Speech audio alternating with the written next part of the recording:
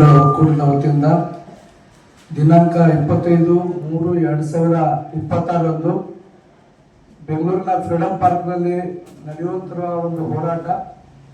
ಈ ಹೋರಾಟದಲ್ಲಿ ಸುಮಾರು ಇಡೀ ನಾಡಿನಾದ್ಯಂತ 4 ರಿಂದ 5 ಲಕ್ಷ ಜನ ಸೇರುವಂತ ಒಂದು ಪ್ರಯತ್ನವನ್ನ ಒಕ್ಕೂಟ ಮಾಡ್ತಾ ಇದೆ. ಈಗಾಗಲೇ ನಮ್ಮ ವಿಭಾಗೀಯ ಅಧ್ಯಕ್ಷರು ಹೇಳಿದಂಗೆ ಬೀದರ್ ತುಂಬಾ ದೂರ ಇರೋದ್ರಿಂದ ನಾವು 2,000 ಜನ ಹೋಗ್ತಾ ಇದೀವಿ. ಬೆಂಗಳೂರಿಂದ ಸಮೀಪ ಇರುವಂತ ಜನ ಇಡೀ ತಾಲೂಕಾ ಗ್ರಾಮದಿಂದ ಇಡೀ ಊರಿಗೂರೇ ಬರ್ತಾ ಇದಾರ.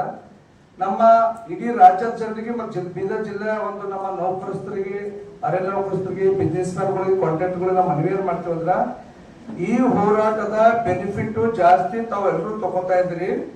ದಯಮಾಡಿ ನೀವು ಒಬ್ರು ಬರ್ಬೇಕು, ಇಲ್ಲ ನಿಮ್ಮ ಬರ್ಲಿಕ್ಕೆ ಆಗಿಲ್ಲಂದ್ರೆ ನಿಮ್ಮ ಪರವಾಗಿ 5 ಜನರಿಗೆ ಆ ಒಂದು ಹೋರಾಟದಲ್ಲಿ ಭಾಗಿಯಾಗುವಂತ ಒಂದು ವ್ಯವಸ್ಥೆಯನ್ನ ತಾವು ಮಾಡಿಕೊಡ್ಬೇಕು. ಬಸ್ ಅಂತೂ ಒಕ್ಕೂಟದಿಂದ ಆಗಿದೆ. ಯಾಕಂದ್ರೆ ಯಾವುದೇ ಒಂದು ಹೋರಾಟ ನಾವು ಗೆಲ್ಲಬೇಕು, ನಮ್ಮ ಹಕ್ಕು ನಾವು ಪಡಿಬೇಕಂದ್ರೆ ಜನ ಬೆಂಬಲ ಬೇಕು. ಹಂಗಾಗಿ ಬರೀ ಜ್ಞಾನ ಪ್ರಕಾಶ್ ಸ್ವಾಮೀಜಿಯವರು ಒಬ್ಬರೇ ಮಾಡಿದ್ರೆ ಆಗಲ್ಲ.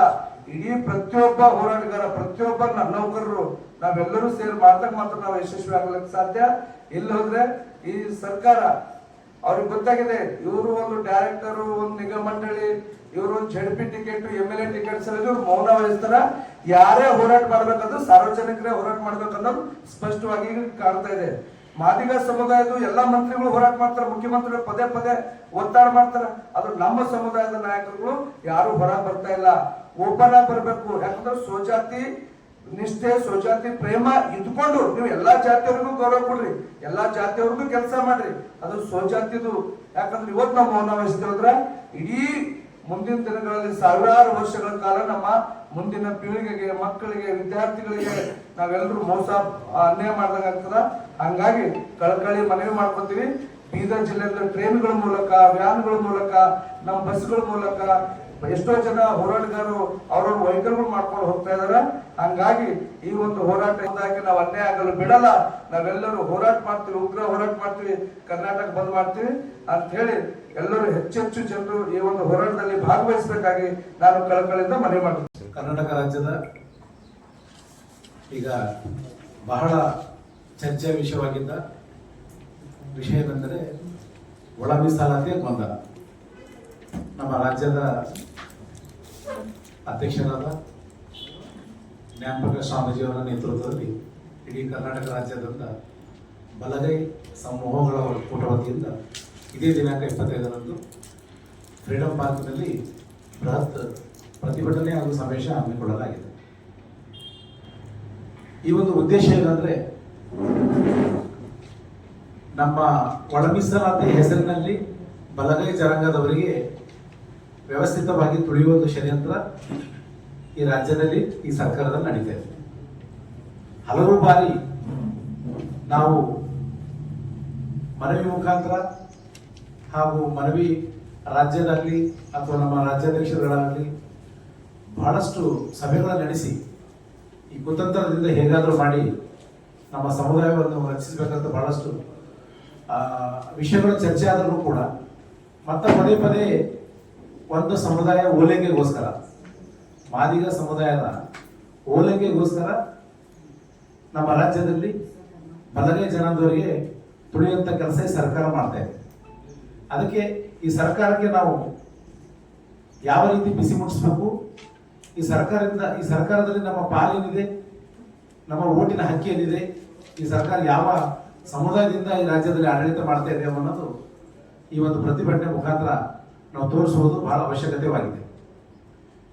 ಮೇಲೆ ಎಲ್ಲ ರಾಜ್ಯದಲ್ಲಿ ಒಳ ಮೀಸಲಾತಿ ಇನ್ನೂ ಕಂಪ್ಲೀಟ್ ಆಗಿ ಯಾವ ರಾಜ್ಯದಲ್ಲೂ ಕೂಡ ಇದಕ್ಕೊಂದು ನಿರ್ದಿಷ್ಟವಾದ ನಿರ್ಧಾರವಾಗಿ ಒಳ ಮೀಸಲಾತಿ ಯಾರಿಗೂ ನ್ಯಾಯ ಸಿಕ್ಕಿಲ್ಲ.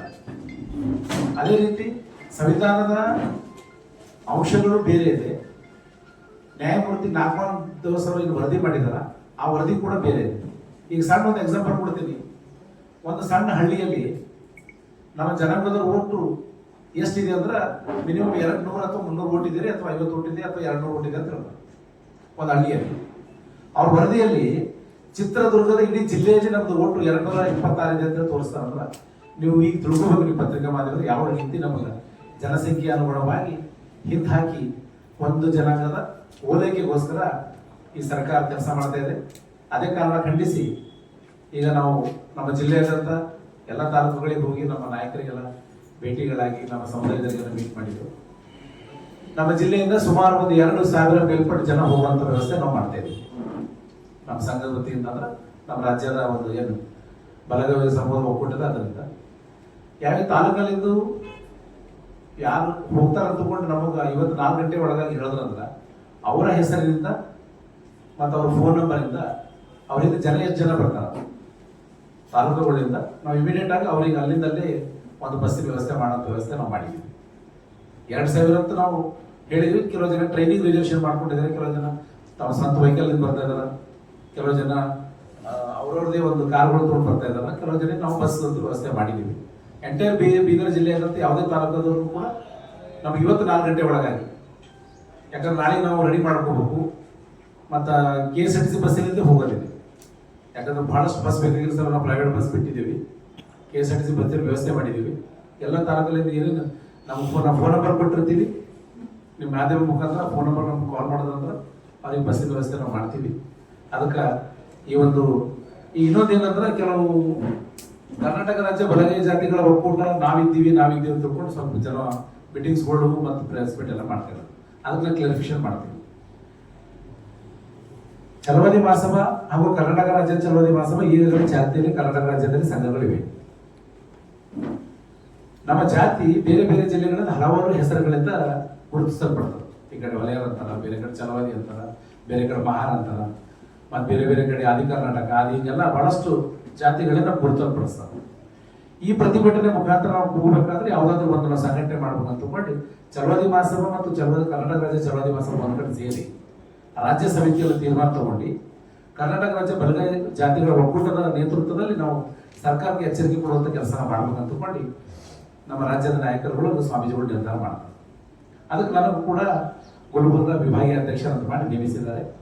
ಆಲ್ರೆಡಿ ಅದು ಚರ್ಚೆ ವಿಷಯನೂ ಆಗಿದೆ. ಈಗ ಅವ್ರು ಮಾಡಿದ್ರು ಕೂಡ ಎಲ್ಲ ಸಮುದಾಯದವರು ಕೂಡ ಬರ್ತಾರ, ಎಲ್ಲ ಸಮುದಾಯದವರು ಕೂಡ ಹೋರಾಟ ಮಾಡಿ ಜನರಿಗೆ ನಮ್ಮ ಸರ್ಕಾರಕ್ಕೆ ಎಚ್ಚರಿಸಿ ನೀಡುವಂಥ ಕೆಲಸ ನಾವು ಮಾಡಬೇಕು. ಬಟ್ ಇಲ್ಲಿ ಜನಗಳಿಗೆ ಬಂದು ಗೊಂದಲ ಆಗ್ಬಾರ್ದು, ಅವರು ಬೇರೆ ನಾವು ಬೇರೆ ಅಂತೇಳಿ. ಅದ ಕಡೆದು ಇದೇನು ಬಲಗೈ ಸಮುದಾಯದಿದೆ, ಅದಕ್ಕೆ ನಾವು ನಮ್ದೇನು ಟೀಮ್ ಇದೆ, ನಾವು ನಮ್ದು ರಾಜ್ಯದ ಒಂದು ಆದೇಶದ ಮುಖಾಂತರ ನಾವು ಕೆಲಸ ಮಾಡ್ತಾ ಇದ್ದೀವಿ. ಅವ್ರು ಮಾಡ್ಕೊಂಡು ಅವ್ರಿಗೂ ಜನ ತರಲಿ, ನಾವು ಖುಷಿ ಇದೆ, ಎಲ್ಲರೂ ಕೂಡ ಹೋರಾಟ ಮಾಡಬೇಕಾಗಿದೆ. ಬಟ್ ಜನದಲ್ಲಿ ಗೊಂದಲ ಬೇಡ ತಗೊಂಡು ಈ ಮುಖಾಂತರ ನಾಯಕರಿಗೆ ನಾನು ಕೇಳ್ಕೊತೀನಿ. ಜೊತೆಯಲ್ಲಿ ಜಿಲ್ಲೆ ಎಲ್ಲ ನಮ್ಮ ಬಲಗೈ ಜನಾಂಗದ ಮುಖಂಡರು ಹಾಗೂ ನಾಯಕರು, ರಾಜಕೀಯ ನಾಯಕರು, ಸಂಘಟನೆಗಳಿಗೆಲ್ಲ ರಿಕ್ವೆಸ್ಟ್ ಮಾಡ್ಕೋದಂದ್ರೆ ಅವತ್ತಿನ ದಿನ ಹೆಚ್ಚಿನ ರೀತಿಯಲ್ಲಿ ಇವನ್ ಗೌರ್ಮೆಂಟ್ ಸ್ಟಾರ್ಟ್ ಆದ್ರೂ ಕೂಡ ಅವತ್ತಿನ ದಿನ ಒಂದಿನ ರಜೆ ಮಾಡಿ, ಕಾಲೇಜ್ ವಿದ್ಯಾರ್ಥಿಗಳು ಕೂಡ ಒಂದಿನ ರಜೆ ಮಾಡಬೇಕು. ಪರೀಕ್ಷೆ ದಿನಗಳು ಮಾತ್ರ ಬೇಡ, ಪರೀಕ್ಷೆ ಇಲ್ಲದ ವಿದ್ಯಾರ್ಥಿಗಳು, ಮಹಿಳೆಯರು, ಅವೆಲ್ಲ ಸರ್ಕಾರಿ ಅರೆ ಸರ್ಕಾರಿ ಎಲ್ಲ ಒಂದು ನೌಕರಸ್ಥರು ಕೂಡ ಒಂದು ದಿನದ ರಜೆ ಹಾಕಿ ಈ ಸರ್ಕಾರಕ್ಕೆ ಒಂದು ಬಿಸಿ ಮುಟ್ಟಿಸುವಂತ ಕೆಲಸ ಮಾಡಬೇಕು. ಮುಂದೆ ನಮ್ಮ ಜನಾಂಗ ರಕ್ಷಣೆಗೋಸ್ಕರ ನಾವು ಹೋರಾಡಬೇಕಂತ ತಿಳ್ಕೊಂಡು ಈ ಒಂದು ನಿಮ್ಮ ಮಾಧ್ಯಮದ ಮುಖಾಂತರ, ಎಲೆಕ್ಟ್ರಾನಿಕ್ ಮೀಡಿಯಾ ಮುಖಾಂತರ ಕೇಳಿಕೊಡುತ್ತೇನೆ. ಜೈ ಹಿಂದ್. ನಮಸ್ಕಾರ. ಇವತ್ತಿನ ಈ ಪತ್ರಿಕೆ ಕರ್ನಾಟಕ ರಾಜ್ಯ ಬಲಗೈ ಜಾತಿ ಒಕ್ಕೂಟದ ಅಧ್ಯಕ್ಷರು ಶ್ರೀ ಪ್ರದೀಪ್ ಇಂಜಿರವರು ಈಗಾಗಲೇ ಹೇಳಿದ್ದಾರೆ. ಈ ಪತ್ರಿಕಾಗೋಷ್ಠಿ ಕರೆಯುವ ಉದ್ದೇಶ ಇಷ್ಟೇ. ಈ ಜಿಲ್ಲೆಯ ಜನತೆ ಯಾವ ರೀತಿ ಬೆಂಗಳೂರು ತಲುಪಬೇಕು ಆ ಹೋರಾಟದಲ್ಲಿ. ಈ ಹೋರಾಟ ಬಹಳ ಮಹತ್ವದ್ದಾಗಿತ್ತು. ಯಾಕಂದ್ರೆ ಇವಾಗ ನಾವು ಮಹಾದಿಗ ಸಮುದಾಯದವರು ಹೋರಾಟ ಮಾಡಿದ್ರು ನೋಡು ನಾವು ಸುಮ್ಮನೆ ಕೂತಂದ್ರೆ ಅದು ಒಪ್ಪಣ್ಣ. ಈಗಾಗಲೇ ನಾವು ಹಲವು ಸಾರಿ ಸರ್ಕಾರಕ್ಕೆ ಒತ್ತಾಯ ಮಾಡಿ ಈಗೇನು ನಮ್ಮ ನಾಗಮೋಹನ್ ದಾಸ್ ವರದಿಯನ್ನು ಕೊಟ್ಟಿದೆ, ಇದು ಅವೈಜ್ಞಾನಿಕವಾಗಿದೆ, ಇದನ್ನು ತಿರಸ್ಕಾರ ಮಾಡಿ ಇದನ್ನು ಯಾವುದೇ ಕಾರಣಕ್ಕೂ ಒಪ್ಪಿಗೆ ಮಾಡಿಕೊಡ್ರಿ ಅಂತ ಹೇಳಿ ಒತ್ತಾಯ ಕೂಡ ಮಾಡಿದೆ. ಆದರೂ ಕೂಡ ಕೆಲವರ ಒಂದು ಷಡ್ಯಂತ್ರದಿಂದ ಇದು ಜಾರಿ ಮಾಡಲು ಹೊರಟಿದ್ದಾರೆ. ಇದ್ರಾಗೇನು ರೋಸ್ಟರ್ ಬಿಂದು ಮಾಡಿದ್ದಾರೆ ABC. ಇದರಿಂದ ಬಲಗೈ ಸಮುದಾಯಕ್ಕೆ ಬಹಳ ಹೊಡೆದಾಗಿ ಬರ್ತಾ ಇದೆ. ಯಾಕಂದ್ರೆ ಇದು ಜಾತಿ ಜನಸಂಖ್ಯೆ ಹೆಚ್ಚಿದೆ, ಆದ್ರೆ ಜಾತಿ ಜನಸಂಖ್ಯೆ ಕಡಿಮೆ ತೋರಿಸ್ತಾರೆ ನಾಗಮೋಹನ್ ದಾಸ್. ಇದು ಬಹಳ ಅವೈಜ್ಞಾನಿಕ ಇದೆ. ಇದಕ್ಕಾಗಿ ಈ ವರದಿಯನ್ನು ತಿರಸ್ಕಾರ ಮಾಡಿ ಹಳೆ ಪದ್ಧತಿಯನ್ನೇ ಮುಂದುವರ್ಸ್ಕೊಂಡು ಹೋಗ್ಬೇಕು. ಈ ಮುಂದೆ ಬರುವ ದಿನಗಳಲ್ಲಿ ಈ ರೋಸ್ಟರ್ ಬಿಂದು ಮಾಡ್ಬೇಕು, ABC ಮಾಡ್ಬೇಕಾದ್ರೆ ಕಾನೂನಾತ್ಮಕವಾಗಿ ಯಾವ ರೀತಿ ಮಾಡ್ಬೇಕು ಅನ್ನೋಂಥ ಚರ್ಚೆ ಮಾಡಿ ಮಾಡಬೇಕು ಅನ್ನೋ ಒತ್ತಾಯದಿಂದ ಇವತ್ತು ಬರುವ 25ನೇ ತಾರೀಕು ಅಂದ್ರೆ ನಾಡು ಫ್ರೀಡಂ ಪಾರ್ಕ್ನಲ್ಲಿ ಬೃಹತ್ ಒಂದು ಪ್ರತಿಭಟನೆ ರ್ಯಾಲಿ. ಇದು ರ್ಯಾಲಿ ಏನಂದ್ರೆ ಸರ್ಕಾರ ಒತ್ತಡ ಇರಲ್ಲ, ಯಾಕಂದ್ರೆ ಈ ಅವೈಜ್ಞಾನಿಕವಾದ ನಾಗವಂತಸನ ವರದಿ ಇದೆ. ಇದರ ಆಧಾರ ಮೇಲೆ ABC ರೋಸ್ಟರ್ ಬಿಂದು ಮಾಡಿದ್ದಾರೆ. ಇದನ್ನ ರದ್ದು ಮಾಡಿ ಹಳೆಯ ಏನು ಮಾಡಬೇಕಂತ ಈಗಾಗಲೇ ರಾಜ್ಯಪಾಲರು ಒಪ್ಪಿಗೆ ಕೊಟ್ಟಿದ್ದಾರೆ. ನಾವು ಈಗ 54,000 ಏನು ಹುದ್ದೆಗಳನ್ನ ಭರ್ತಿ ಮಾಡ್ಲಿಕ್ಕೆ ಅವಕಾಶ ಕೊಟ್ಟಿದ್ದಾರೆ. ಅದೇ ಪದ್ಧತಿಯನ್ನು ಮುಂದುವರ್ಸ್ಕೊಂಡು ಹೋಗ್ಬೇಕು. ಯಾಕಂದ್ರೆ ಈ ಹೊಸ ರಿಸರ್ವೇಶನ್ ಅನ್ನ 17% ಮಾಡಿದ್ದು ಇಂಪ್ಲಿಮೆಂಟ್ ಮಾಡಕ್ಕೆ ಸಾಧ್ಯ ಇಲ್ಲ. ಯಾಕಂದ್ರೆ ಕಾನೂನು ಪ್ರಕಾರ 50%ಗಿಂತ ಹೆಚ್ಚಿಗೆ ಮಾಡಕ್ಕೆ ಅವಕಾಶ ಇಲ್ಲ. ಆ ದೃಷ್ಟಿಯಿಂದ ಮುಂದುವರೋ ದಿನಗಳಲ್ಲಿ ಯಾವ ರೀತಿ ಮಾಡಬೇಕು ಅನ್ನೋದು ವಿಚಾರ ಮಾಡಿ ಕಾನೂನು ಒಂದು ಸಲಹೆ ತಗೊಂಡು ಮುಂದೆ ಮಾಡಬೇಕು ಅಂತ ನಮ್ಮ ಒತ್ತಾಯ ಇದೆ. ಅದೇ ರೀತಿ ಈಗೇನು ಈ ರೋಷ ಬಿಂದು ಸಲುವಾಗಿ ಏನು ಮಾದಿಗ ಸಮುದಾಯದವರು ಇಲ್ಲ ಸಲ್ಲದ ಆರೋಪಗಳನ್ನು ಮಾಡೋದು, ರಾಜಕೀಯವಾಗಿ ಮಾತನಾಡೋದು, ಆಮೇಲೆ ನಮ್ಮ ಬಲಗೈ ನಾಯಕಗಳನ್ನ ಹೀಯಾಳಿಸೋದು, ಇದು ಶುದ್ಧ. ನಾವು ಅದನ್ನು ತೀವ್ರವಾಗಿ ಖಂಡಿಸ್ತೀವಿ. ಯಾಕಂದ್ರೆ ನಮಗೂ ಮಾತಾಡಕ್ ಬರ್ತದೆ, ನಾವು ಸುಮ್ ಕೊಡೋರಲ್ಲ. ಅವ್ರ ಸಮಾಜ ನಾಯಕರು ನಾವು ಬೈಬೋದು. ಯಾಕಂದ್ರೆ ನಾವು ಹಿಂದಿನಿಂದ ಬಂದಿದ್ವಿ, ನಾವು ಅಣ್ಣ ತಮ್ಮರಾಗಿ ಇದ್ಕೊಂಡು ಬಂದಿದ್ವಿ. ಮುಂದೂ ಕೂಡ ಅದೇ ರೀತಿ ಇರಬೇಕು. ನಾವು ಯಾವುದೇ ಸಮಸ್ಯೆ ಇದ್ರೂ ಕೂಡ ನಾವು ಇಬ್ಬರು ಕೂತು ಬಗೆಹರಿಸ್ಕೊಂಡು ಸರ್ಕಾರ ಮೇಲೆ ಯಾವ್ದಾರ ಕ್ರಮ ಕೈಗೊಳ್ಳಕ್ಕೆ ಹೇಳ್ಬೇಕು. ವಿನ ಯಾರೋ ಒಂದು ಬಂದು ಯಾರೋ ಒಂದು ಹೇಳಿಕೆಗೆ ಇವರು ನಮ್ಮ ಸಮಾಜದ ಸಚಿವರಿಗೆ ಆಗಲಿ ಹಿರಿಯರಿಗಾಗಲಿ ಬೈಯೋದು ಬಹಳ ತಪ್ಪದ. ಅದಕ್ಕೆ ನಾವು ತೀವ್ರವಾಗಿ ಖಂಡಿಸ್ತೀವಿ. ಒಂದು ವೇಳೆ ಇದೇ ರೀತಿ ಅವರು ಮುಂದುವರೆದ್ರೆ ನಾವು ಮುಂದೆ ಕೂಡ ನಮ್ಮ ಜನಾಂಗ ಸುಮ್ ಕೊಡಲ್ಲ. ನಾವು ಯಾವ ರೀತಿ ಉತ್ತರ ಕೊಡ್ತೀವಿ ಅದು ಮಾತು ಬೇರೆ. ಅದು ಆಗಬಾರ್ದು. ನೀವು ಸೋದರತ ಭಾವನೆಯಿಂದ ಇರಬೇಕು, ಮುಂದುವರಿಬೇಕು ಅನ್ನೋ ನಮ್ಮ ಉದ್ದೇಶ ಇದೆ. ಆ ಹಿನ್ನೆಲೆಯಲ್ಲಿ ಈಗ ನಾವು ಸರ್ಕಾರ ಮೇಲೆ ಇಷ್ಟೇ ಹೇಳಕ್ಕೆ ಬಯಸ್ತೀವಿ. ಈ ಕರ್ನಾಟಕ ರಾಜ್ಯ ಬಲಗೈ ಜಾತಿ ಒಕ್ಕೂಟದ ನೇತೃತ್ವ ನಮ್ಮ ಜ್ಞಾನಪ್ರಕಾಶ್ ಸ್ವಾಮೀಜಿ ಅವರ ನೇತೃತ್ವದಲ್ಲಿ ಏನು ಪ್ರತಿಭಟನೆ ಹಮ್ಮಿಕೊಂಡಿದ್ದಾರೆ. ಈ ಪ್ರತಿಭಟನೆಯಲ್ಲಿ ಎಲ್ಲ ಜಿಲ್ಲೆಯ ರಾಜ್ಯದ ಎಲ್ಲ ಕಡೆಯಿಂದ ಜನ ಬರ್ತಾ ಇದ್ದಾರೆ. ಅದ್ರ ನಮ್ಮ ಜಿಲ್ಲೆಯ ಹೆಚ್ಚಿನ ಜನ ಅಲ್ಲಿ ಸೇರಬೇಕು. ಅದಕ್ಕಾಗಿ ಈಗಾಗಲೇ ಪ್ರದೀಪ್ ಅವರು ಹೇಳಿದ್ದಾರೆ ಏನಂತಂದ್ರೆ ಬಸ್ಗಳ ವ್ಯವಸ್ಥೆ ಆಗಿದೆ. ಆ ಬಸ್ಗಳು ಯಾವ ತಾಲೂಕಿನಿಂದ ಎಷ್ಟೆಷ್ಟು ಜನ ಬರ್ತೀನೋ ಆ ಆಧಾರದ ಮೇಲೆ, ಜನಗಳ ಆಧಾರದ ಮೇಲೆ ಬಸ್ಗಳನ್ನ ಅವೈಲೇಬಲ್ ಮಾಡಲಾಗುವುದು. ಅದಕ್ಕೆ ತಾವೆಲ್ಲರೂ ತಮ್ಮ ಮುಖಾಂತರ ನಾವು ಏನು ಮನವಿ ಮಾಡೋದಿದೆ, ಈಗ ಯಾವ ತಾಲೂಕಿನಿಂದ ಎಷ್ಟು ಜನ ಬರ್ತಾರೆ ಅನ್ನೋದು ಒಂದು ಅಂಕೆ ಸಂಖ್ಯೆ ಕೊಟ್ಟರೆ ನಮ್ಮ ವಿಭಾಗೀಯ ಅಧ್ಯಕ್ಷರಾದಂಥ ಪ್ರದೀಪ್ ಜಂಜೀರಿ ಅವರು ಹಾಗೂ ಇಲ್ಲೆಲ್ಲ ಬಂದಿರೋಂಥ ಎಲ್ಲ ನಮ್ಮ ಸಮುದಾಯ ನಾಯಕರು ಕೂಡ್ಕೊಂಡು ಬಸ್ಗಳ ವ್ಯವಸ್ಥೆ ಮಾಡಿಕೊಡ್ತಾರೆ. ಈ ಬಸ್ಗಳ ವ್ಯವಸ್ಥೆಯನ್ನ ನಮ್ಮ ಕರ್ನಾಟಕ ರಾಜ್ಯ ಬಲಗೈ ಜಾತಿ ಒಕ್ಕೂಟದ ವತಿಯಿಂದ ಮಾಡ್ತಾ ಇದೆ. ಅದಕ್ಕಾಗಿ ಯಾವುದು ಭೇದ ಭಾವ ಮಾಡ್ಲಾರ್ದೇನೆ ನನ್ನ ಗ್ರೂಪ್ ಅದ ಅವ್ರ ಬಂದಿಲ್ಲ ಇವ್ರು ಬಂದಿಲ್ಲ ಅನ್ನೋದು ಬೇಡ. ಅವರೇ ಮುಂದೆ ಬಂದು ಮಾತಾಡ್ತಾರೆ. ಯಾರೇ ಮುಂದೆ ಹೋದ್ರೂ ಒಂದು ಸಮಾಜದ ಕೆಲಸ ಇದೆ. ಈ ಸಮಾಜ ಕೆಲಸಕ್ಕೆ ಎಲ್ಲರೂ ಕೈ ಜೋಡಿಸ್ಬೇಕಂತ ನಾನು ತಮ್ಮ ಮುಖಾಂತರ ನಮ್ಮ ಜನರಿಗೆ ಅಪೀಲ್ ಮಾಡ್ತೀನಿ. ಅದೇ ರೀತಿ ಈ ಜನಗಳು ಕೂಡ ಈ ಹೋರಾಟದಲ್ಲಿ ಭಾಗವಹಿಸದಿದ್ದರೆ, ಸರ್ಕಾರದ ಮೇಲೆ ಒತ್ತಡ ಹೇರದಿದ್ರೆ ನಮ್ಮ ಮುಂದಿನ ಪೀಳಿಗೆಗೆ ಅನ್ಯಾಯ ಮಾಡ್ದಂಗ. ಅದಕ್ಕೆ ತಾವೆಲ್ಲರೂ ಹೆಚ್ಚಿನ ಸಂಖ್ಯೆಯಲ್ಲಿ ಬಂದು ಈ ಪ್ರತಿಭಟನೆ ಯಶಸ್ವಿಗೊಳಿಸಬೇಕಂತ ತಮ್ಮ ಮುಖಾಂತರ ನಾನು ಜಿಲ್ಲೆಯ ಜನತೆಗೆ ನಾನು ಬೆಂಗಳೂರಿನ ಫ್ರೀಡಂ ಪಾರ್ಕ್ನಲ್ಲಿ ಕರ್ನಾಟಕ ರಾಜ್ಯ ಅಥವಾ ಯಾವುದೇ ಒಂದು ಜಾತಿಯ ವಿರೋಧಿಗಳಲ್ಲ. ಇದು ಪ್ರಪ್ರಥಮವಾಗಿ ಸ್ಪಷ್ಟವಾಗಿ ಉಳಿದ ಸಮುದಾಯದವರು ತಿಳ್ಕೊಳ್ಬೇಕು. ಯಾಕೆಂದ್ರೆ ಪ್ರತಿಯೊಂದು ಮಾತಿಗೆ ಕೆಲವು ಸಮಾಜದಲ್ಲಿ ಬೆಂಕಿ ಹಚ್ಚತಕ್ಕಂಥವ್ರು ಅಂತ ಇದ್ದೀನಿ ನಾನು. ಸಮಾಜದಲ್ಲಿ ಪ್ರಚೋದನಕಾರಿ ಭಾಷಣ ಮಾಡ್ತಕ್ಕಂಥವ್ರು, ಇನ್ನೊಂದು ಜಾತಿಗೆ ದೋಷ ಆರೋಪ ಪಟ್ಟಿಯನ್ನು ಸಲ್ಲಿಸ್ತವರು ಒಂದಿಬ್ಬರು ಮುಖರಿದ್ದಾರೆ.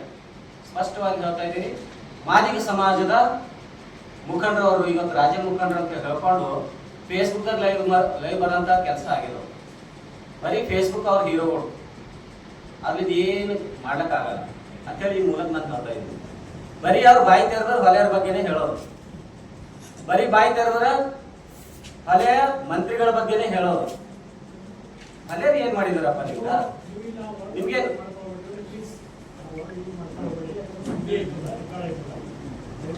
ದಯವಿಟ್ಟು ಒಂದು ಸಮುದಾಯದ ನಾಯಕರ ಬಗ್ಗೆ ಆಗ್ಲಿ ಅಥವಾ ಮುಖಂಡರ ಬಗ್ಗೆ ಆಗ್ಲಿ ಅವಹೇಳನಕಾರಿ ಮಾತುಗಳನ್ನಾಡೋದಾಗ್ಲಿ ಫೇಸ್ಬುಕ್ ಗಳಲ್ಲಿ ಲೈವ್ ಬಂದು ಇನ್ಯಾರಿಗೂ ನೋವು ಉಂಟಾಗ್ತಕ್ಕಂಥ ಭಾಷಣ ಅಥವಾ ಮಾತುಗಳನ್ನಾಗ್ಲಿ ದಯವಿಟ್ಟು ನಿಲ್ಲಿಸಿ. ಇದು ಎಲ್ಲಾ ಸಮಾಜದ ಮುಖಂಡರಾಗ್ಲಿ ಮತ್ತು ಸಾರ್ವಜನಿಕರಾಗ್ಲಿ ತಿಳ್ಕೋಬೇಕು. ಒಂದು ವೇಳೆ ಇವತ್ತು ನಾವು ಬೀದರ್ನಿಂದ ಸುಮಾರು ನಮ್ಮ ವಿಭಾಗೀಯ ಅಧ್ಯಕ್ಷರು ಜಂಜೀರವರು ಹೇಳಿದಾಗೆ 2000 ಮೇಲ್ಪಟ್ಟು ಜನ ಹೋಗ್ತಾ ಇದ್ದೀವಿ. ಅದಕ್ಕೆ ಹೋಗ್ಲಿಕ್ಕೆ ಸಾರ್ವಜನಿಕರಿಗೆ ಬಸ್ಸಿನ ವ್ಯವಸ್ಥೆ ಕೂಡ ಮಾಡಿದ್ದೀವಿ ಅಂತ ಹೇಳಿ ಈಗ ನಮ್ಮ ಅಧ್ಯಕ್ಷರು ಕೂಡ ಹೇಳಿದ್ದಾರೆ. ನಮಗೆ ಸ್ಪಷ್ಟವಾಗಿ ಕಾಣ್ತಾ ಇದೆ. ಯಾಕಂದ್ರೆ ABC ಅಂತಕ್ಕಂಥ ವರ್ಗೀಕರಣ ಮಾಡಿ ರೋಸ್ಟರ್ ಬಿಂದುವಿನಲ್ಲಿ ಕೇವಲ ಎ ಗುಂಪಿಗೆ ಸೇರ್ತಕ್ಕಂಥವರಿಗೆ ಅಂದ್ರೆ ಬರೀ ಮಾದಿಗ ಸಂಬಂಧಪಟ್ಟಂತ ಸಮೂಹಗಳಿಗೆ ಏನು ಶೈಕ್ಷಣಿಕವಾಗಿ ಉದ್ಯೋಗವಾಗಲಿ ಏನು ನೌಕರಿ ಸಿಗ್ತಕ್ಕಂಥ ಏನು ಅವಕಾಶ ಕೊಟ್ಟು ಬಿ ವರ್ಗಕ್ಕೆ ಅಂದ್ರೆ ಹೊಲೆಯ ಸಮುದಾಯಕ್ಕೆ ಏನು ಸಂಬಂಧಪಟ್ಟಂತ ಜಾತಿಗಳಿಗೆ ಏನು ದೂರ ಸಲ್ಲಿಸಿದ್ದಾರೆ. ಆಮೇಲೆ ಸಿ ವರ್ಗಕ್ಕೆ ಬರ್ತಕ್ಕಂಥ ಏನು ಸಮೂಹಗಳಿಗೆ ದೂರ ಸಲ್ಲಿಸಿದ್ದಾರೆ, ಅದರಿಂದ ಹೊರಗಿಟ್ಟಿದ್ದಾರೆ. ಇದು ನಾವು ಖಡಾಖಂಡಿತವಾಗಿ ಖಂಡಿಸ್ತೀವಿ. ಆದ್ರಿಂದ ಅವೈಜ್ಞಾನಿಕವಾಗಿರ್ತಕ್ಕಂಥ ನಾಗಮೋಹನ್ ದಾಸ್ ಅವರ ವರದಿಯನ್ನ ಖಡಾಖಂಡಿತವಾಗಿ ಸರ್ಕಾರ ತಿರಸ್ಕಾರ ಮಾಡಬೇಕು.